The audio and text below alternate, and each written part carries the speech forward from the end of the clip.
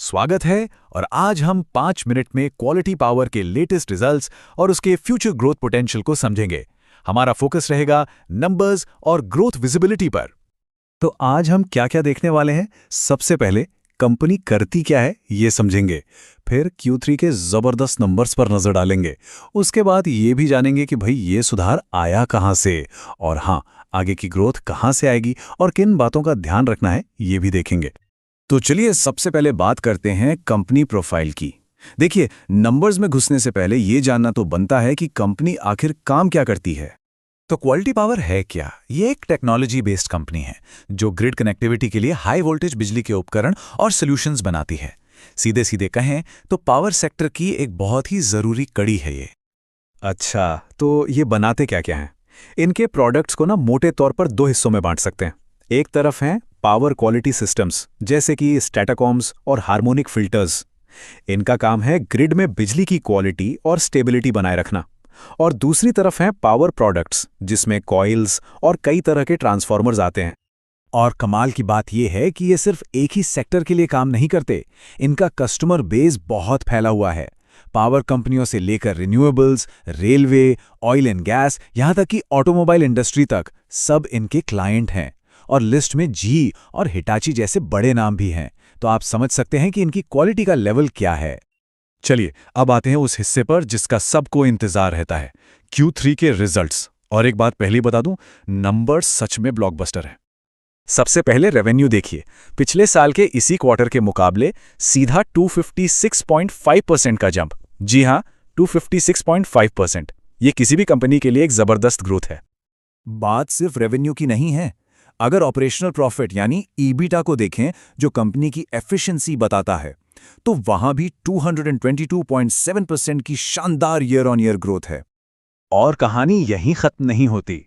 Bottom line यानी net profit, उसमें भी 220.7% की सॉलिड ग्रोथ।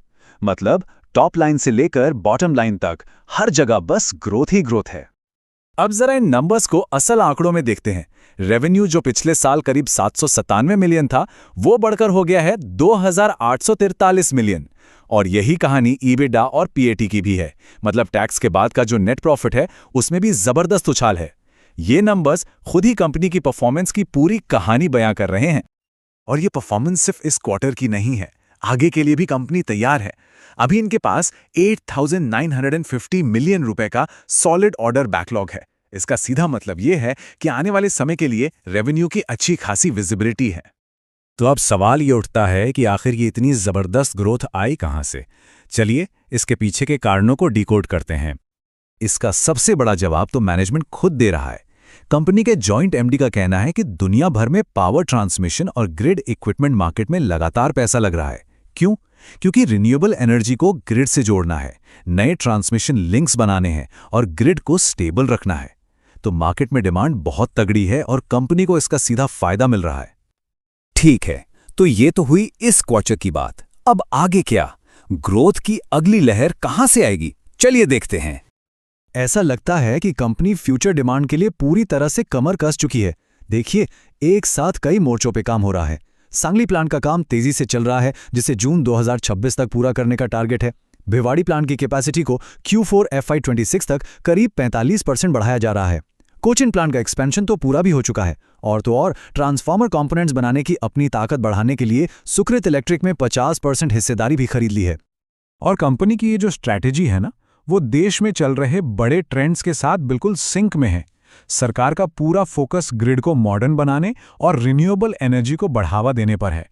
ये इस पूरी इंडस्ट्री के लिए एक तरह से टेलविंड का काम कर रहा है। मतलब माहौल इनके पक्ष में है। और इसका सीधा सीधा फायदा क्वालिटी पावर जैसी कंपनियों को हो रहा है। अच्छा, सब कुछ बढ़िया है, लेकिन एक बैलेंस्ड व्यू रखना भी जरूरी है। तो कुछ संभावित रिस्क्स पर भी नजर डाल लेते हैं। ये कुछ ऐसी चुनौतियां हैं जो इस सेक्टर में अक्सर देखने को मिलती हैं। सबसे पहला है रॉ मटेरियल की कीमतों का ऊपर नीचे होना, जैसे कॉपर और स्टील। दूसरा, कभी कभी बड़े प्रोजेक्ट्स को पूरा करने में देरी हो सकती है।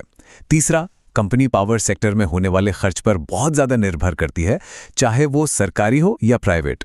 और चौथा, कंपटीशन बढ़ने से मार्जिन पर प्रेशर आ सकता है। तो ये कुछ चीजें हैं जिन पर नजर रखनी होगी। तो कुल मिलाकर बात क्या है? देखिए, कंपनी का एग्जीक्यूशन काफ़ी सॉलिड है और वो मार्केट की बढ़ती डिमांड को पूरा करने के लिए अपनी कैपेसिटी बढ़ाने पर पूरा फोकस कर रही है। तो सबसे बड़ा सवाल यही बचता है कि एक तरफ मजबूत ऑर्डर बुक है, दूसरी तरफ जोरदार एक्सपेंशन प्लान्स। क्या क्वालिटी पावर अपनी इस हाई ग्रोथ की रफ्तार को बनाए रख पाएगी? खैर, इसका जवाब तो वक्त ही देगा। एक जरूरी बात, ये पूरी चर्चा सिर्फ एजुकेशनल पर्पस के लिए है। ये कोई खरीदने या बेचने की सलाह नहीं है। पावर और इंफ्रास्ट्रक्चर स्टॉक्स में उतार चढ़ाव हो सकता है, इसलिए कोई भी निवेश करने से पहले अपनी रिसर्च जरूर करें।